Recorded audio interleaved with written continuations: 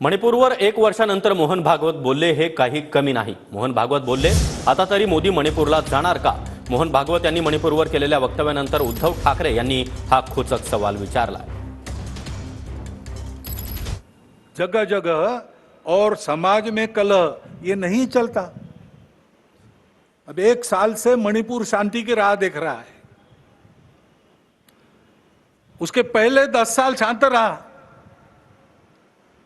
पुराना gun culture समाप्त हो गया ऐसा लगा, और अचानक जो कलह वहां पर उपज गया या उपजाया गया, उसकी आग में अभी तक जल रहा है, त्राही त्राही कर रहा है। कौन उस पर ध्यान देगा?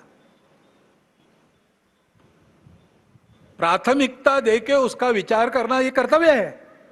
1 वर्षाभरानंतर भागवत साहेब बोलले हे सुद्धा कमी नाही, थोडं नाही। ते जे बोलले ते प्रधानमंत्री गांभीर्याने घेणार आहेत का? कारण निवडणुकीच्या शेवटी आपण बघितलं होतं की स्वतः भाजपचे अध्यक्ष नड्डा यांनी सांगितलं होतं की आता आम्हाला संघाची गरज नाही, आम्ही भाजप म्हणून समर्थ आहोत।